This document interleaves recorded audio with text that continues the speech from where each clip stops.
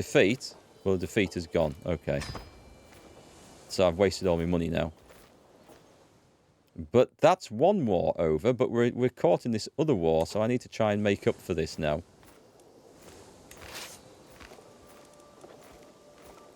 Who is this? It looks like there's a guy stood in here. I have no idea who it is. It looks like it should be the leader of this army here, but that looks messed up. Right, can I not... no selected armies have been...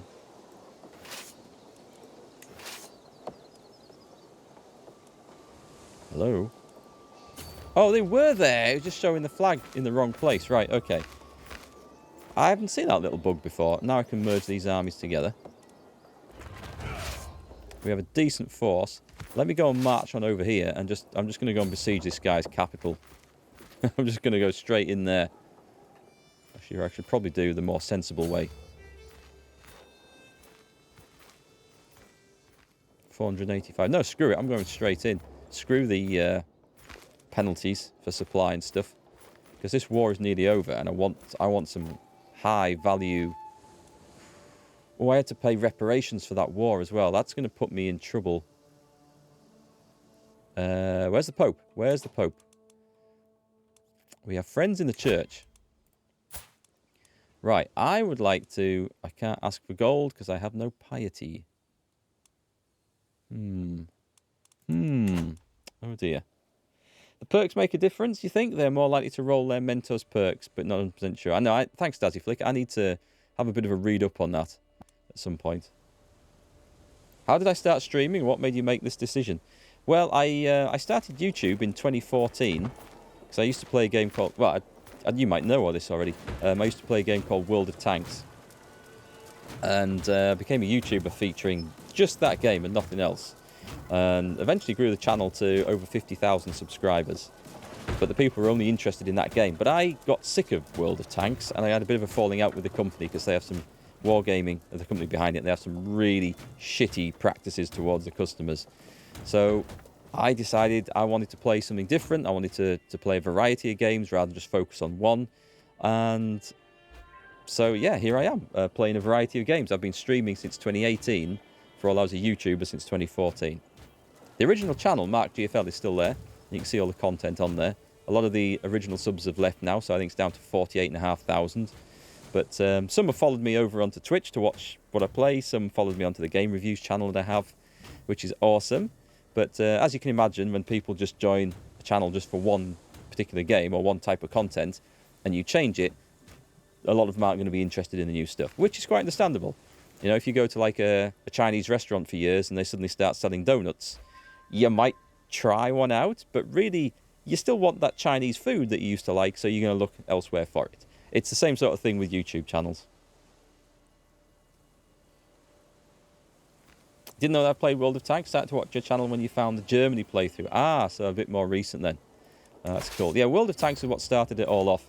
But yeah, if I look back on the very early videos, my God, it's it's cringy the way I used to sound and portray myself. I didn't appear in the camera in any of them at all. I was far too shy for that.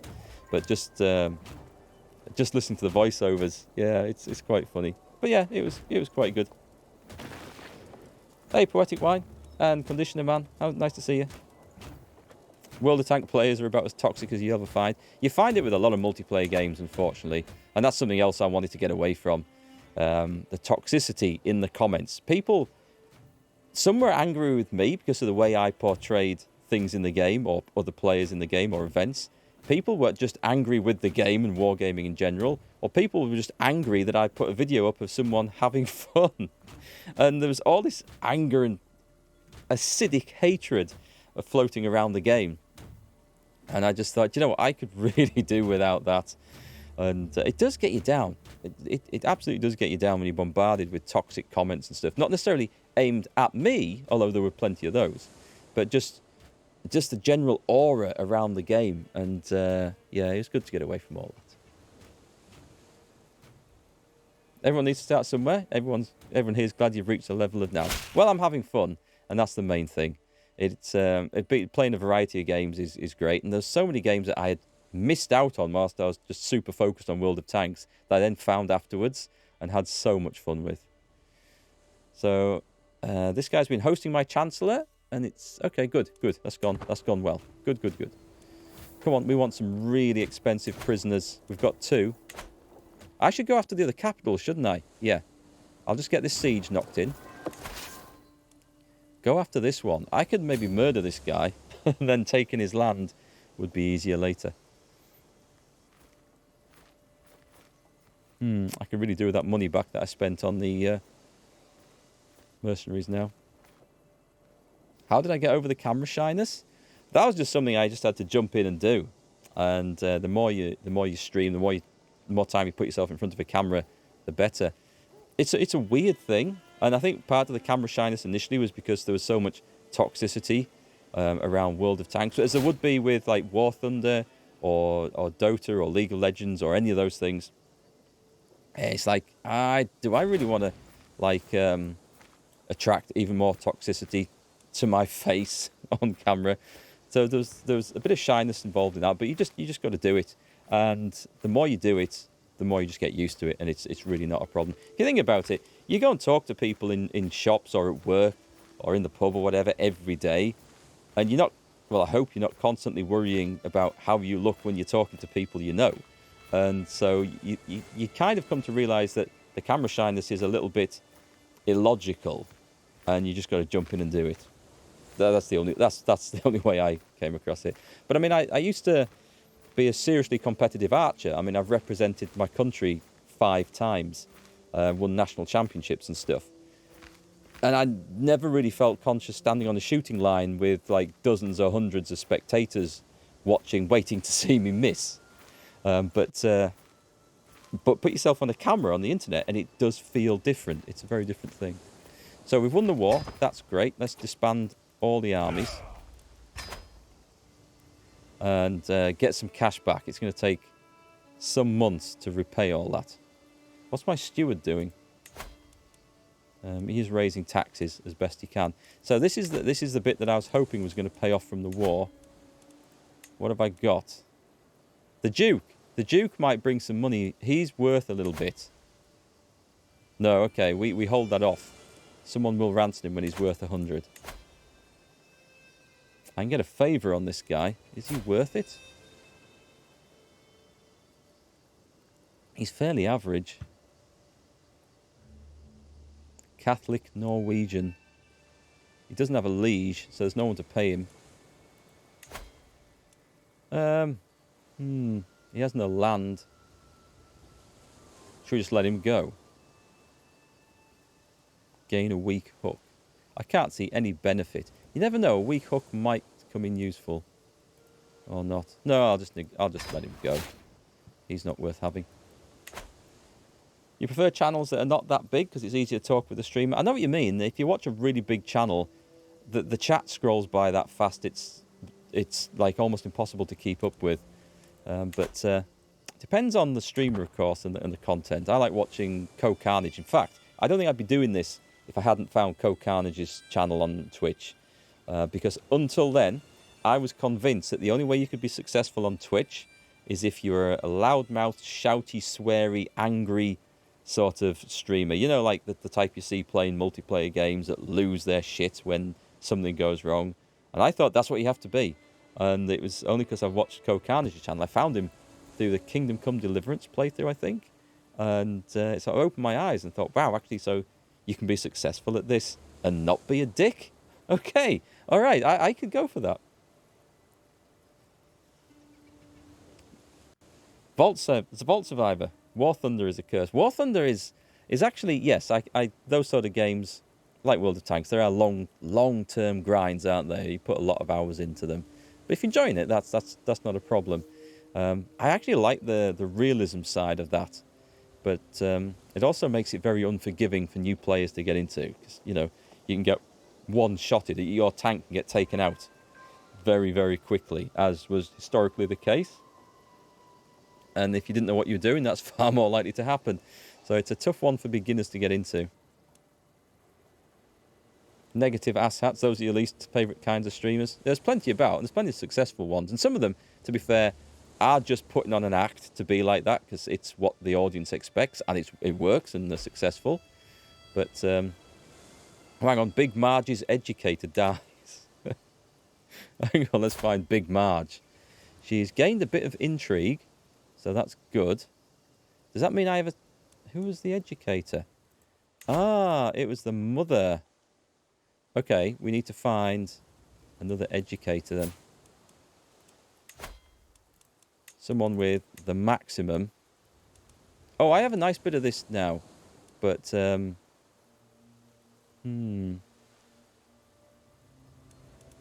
That is the right one, isn't it? Oh no, I must have clicked on it twice. Wait, hang on. I thought my wife was educating her. Did I set somebody else off? Maybe I set somebody... Oh no, my wife was educating Templar McBen. Right, so let's go with... How's he doing then? He's gained 2. Right, I'm gonna pick that. And where's Big Marge gone? There we go. Send proposal. A lot of those type of streamers make a mistake at some point and go from big to nil real fast. It is... well, I also wanted to make sure that I wasn't just focused on one game. Because at some point, everyone becomes tired of the one game they play. And I've seen this with other streamers, particularly World of Tanks streamers and YouTubers, where they have got tired of the game. But because they've reached a certain level and they've been reasonably successful, now have a certain level of income coming in, they feel tied to it. They don't want to play it because they don't like it, but it's their job, if you like. And nobody wants to get into YouTube to have to go to a job that you don't enjoy doing. You can do that in real life with a lot less hassle. So why pick this career path and then get stuck doing something? So for all, variety streaming and variety YouTubing is a lot harder to build up because you're trying to cast your net over a much wider audience and not all the audience want to see every single game you play. I do think it's better for your future and your mental health as well. Let's see. I could put my vassal in. He's not bad. He doesn't like me a whole lot, but he will if I give him a position on the council. What's that? He's an albino. Well, that could be useful. Your vassal and knight. Well, that would solve some issues, so I'm going to actually assign him. He's not the best, but he expects to remain on the council. That's okay. Well, we can work on that. And I don't think I have any schemes going. Let's see if we can... Have we got money to ransom this prisoner yet? He's got nothing. Nothing at all. What was the thing that came up? I no longer have a physician. Oh, crap. They died, didn't they? Right, let's take a look at the court. Search by... Can we not search by learning?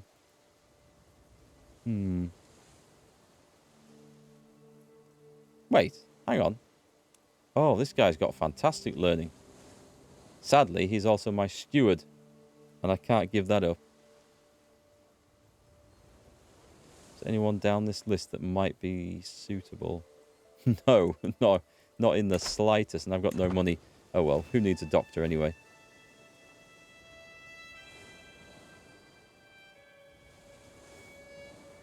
Someone who started streaming properly recently, it does feel like you have to pick a single game and make it your thing until you have an audience, but then you can branch out. Well, you can do it, and sometimes that might be successful. If you've got, like, a really solid personality and charisma that people stick to you and will follow you into, like, games that they wouldn't normally look at. But you can find that your audience then sort of drifts away because they want to see the particular type of game that you used to play. And I thought, well, I know what I'm doing is like starting from scratch after having built up a reasonably successful YouTube channel that I'm pretty sure if I'd stuck with World of Tanks, that would be over the 100,000 subs mark by now. But, you know, I didn't want to do that. And I thought, well, it's like starting from scratch again doing this, but it will build up to a more stable, regular, sort of reliable type of channel, I thought, maybe. That's the plan. Anyway, it is working, but it's just a long, slow grind. You found me via Hearts of Iron 4, but honestly can't watch him play it. Really? I do enjoy watching him play games I don't play, but can enjoy seeing him play. It's good to interact with all the different gaming communities. It is as well. It is. I mean, let's see. Mercenary... Yeah, the contract's going for the mercenaries. That's fine. We don't want them anymore. We need some money. We're going to raise this back up, but that was a disastrous war. Okay, I've got to be a lot more careful before going into things like that in the future.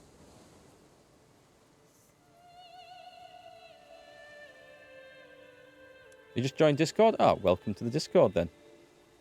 How similar to Hearts of Iron is this? This one is, while some of the mechanics in the background you can see some similarity.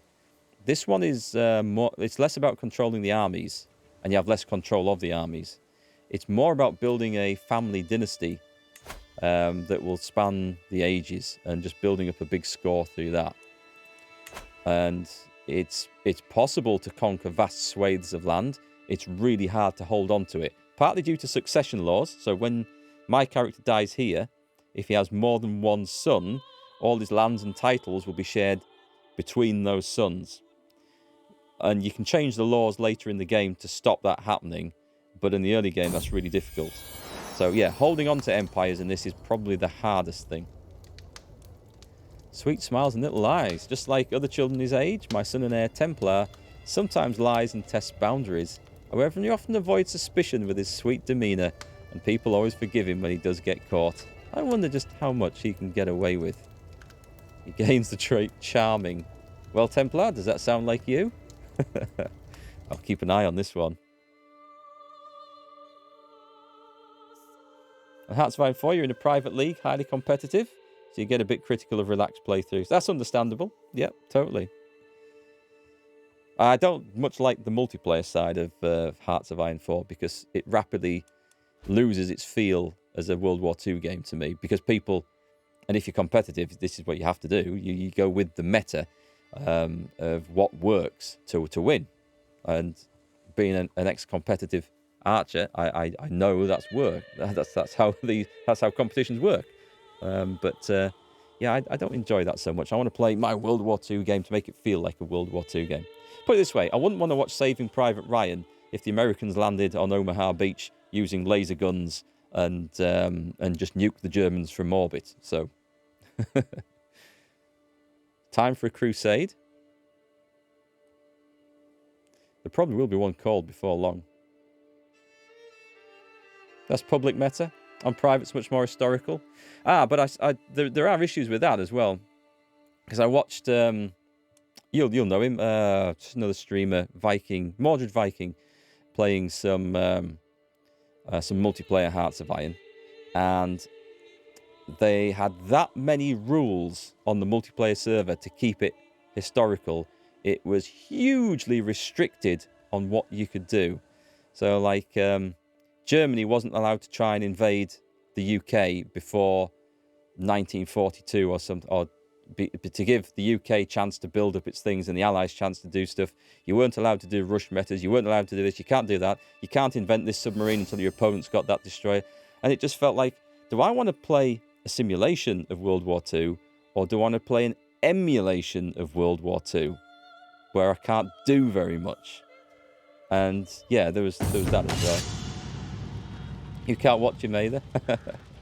Yeah, some of the rule sets can be restrictive. It's why I don't play chess. Chess is a great game, but there's only very limited moves you can make in it. And I like my games, whatever I play, to have a little bit of random element to it, so you just never know what's going to happen. Or you can try for that really lucky, 1 in a million chance of winning something when it's your last-ditch effort. You know what I mean, that sort of stuff. Today I'm observing Provost Maldred as he trains some of his new levies, but the recruits under his command resemble a disorganised mob more than an army. I look on as he struggles to gain control of the situation clearly pushed to his limits. While it's never easy to train new soldiers, he seriously needs to do better than this. Teach him what I know about commands. Okay, I could do that. I gain stress. Cheer him up. I don't want a friendship with this guy. He's ancient anyway, so he's probably going to... Oh, he's not that old. He's 47. He looks like he's an old 47. Chastise him. The dread would be nice, but I'll teach him what I know and gain some martial lifestyle experience. and a little bit of stress. So that's okay. Advice accepted. The key thing with training new soldiers is instilling discipline, I tell him. Without that, you'll be unable to depend on them to follow your orders. And he thanks me before strolling back to the field. Okay, good. That worked well. Would I ever try multiplayer Crusader Kings 3? Yeah, possibly. I possibly would, because that could be fun, especially with all the plotting and scheming, because that's what I really like about it. Oh, you love Mordred's stream, you just don't watch him that much for Hearts of Iron 4. Totally understand. Totally understand. Well, and the same reason why you don't watch me for Hearts of Iron 4. Just a play style that would probably drive you nuts with all the things I do wrong, right? And that aren't, that don't look like a very clever move at the time. I bet when you have watched me play, you can look at it and think, yeah, that's going to bite him in the arse in about 6 months' time. All sorts of stuff. And then, sure enough, it does. But I also like doing stuff in games where, you know, I go with a strategy, and if it backfires, it like throws you a different set of problems. Like the Germany campaign I played, it threw me a totally different set of problems, things that I hadn't foreseen, but probably should have. But it felt much more like I was playing the realistic war, because I was running into similar sort of issues for similar reasons, and I quite like that.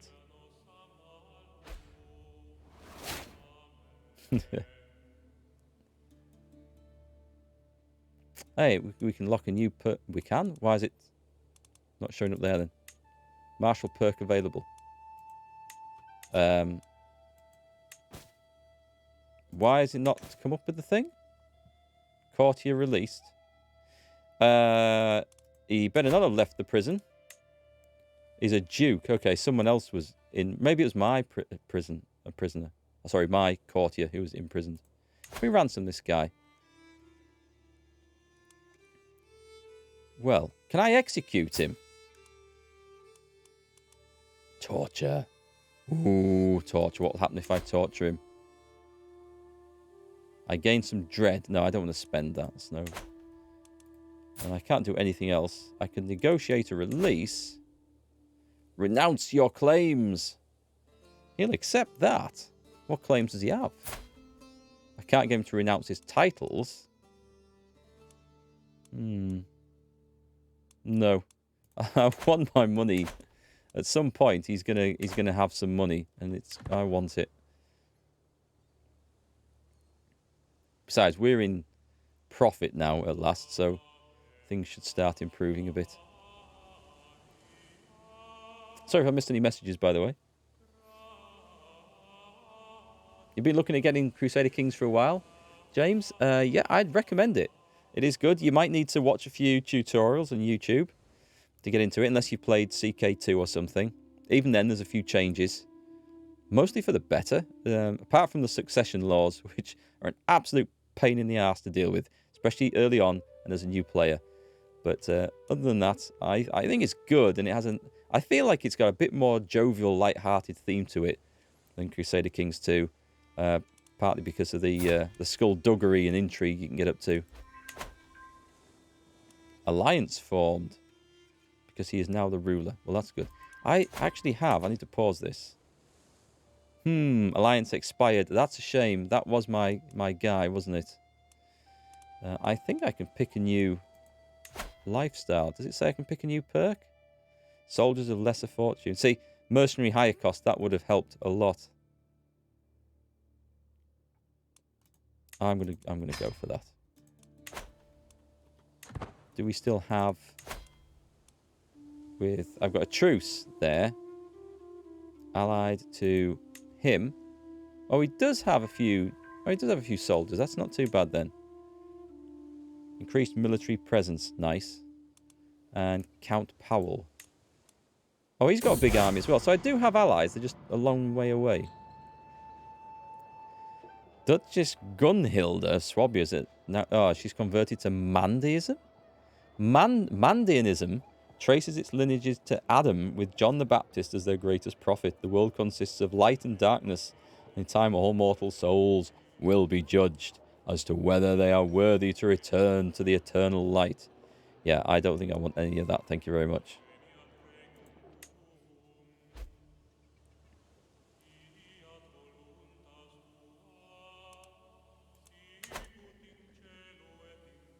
Okay, so there's a war going on over there. England's getting involved. Do we have... I better watch them. Be nice to get... They won't get an alliance with them. I'm too small a party, really. Hey, I have a claim on that. Do I not?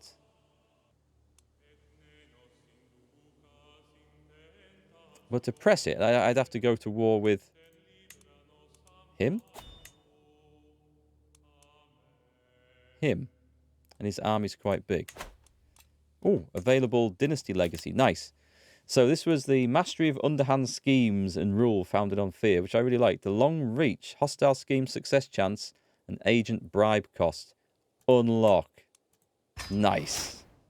So for all I'm trying to, like, propagate the Outer Hebrides with a clan of giants with military prowess, it's really just a show for the sneaky, guiley, underhand murderiness that we're trying to develop into the clan. I know France and England invading Ireland. It's a mess down there. Strathclyde is doing well. My God, this guy is a legend. However, not everything is going to pass to... Yeah, that's going to go to Aquitaine. Right, what about Strathclyde itself? Hang on, what's this? Ransom will automatically be rejected. Pays 39. Decline. I can get more than that. I'm trying to work out. Okay, so Strathclyde goes to my son. And then the rest of them are all in the family as well. So this might this might work. If I am lucky, we might get a situation where that's part of the old amount. I'm trying to click on this, please. Who does that go to? And that is currently his liege. Is that I need this empire to split up, and then I can have a crack at claiming the individual bits. England's looking powerful. Scotland, not so much. In fact, Scotland's currently at war. Do I have any... Someone's besieging them. They're in 2 wars. Attacking Princess Hairfech Yorworth of Powys in the Scottish War. Alright. And defending against Leader Macbeth of the Peasant Revolt. Do I have any claims? I do have the claim on that still. It would be hellish risky to try and push it now, though, wouldn't it? And I think I also have a truce, don't I? I do not. Should we go for it? The thing is, he's winning the other fight. What allies does he have?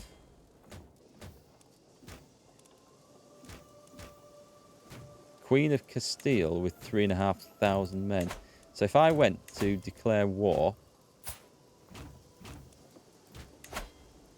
over that, it's showing that number of men, but that's only if all my allies come. At the same time, they might be busy, and the Peasant Revolt might just keep them occupied. We went badly wrong the last time.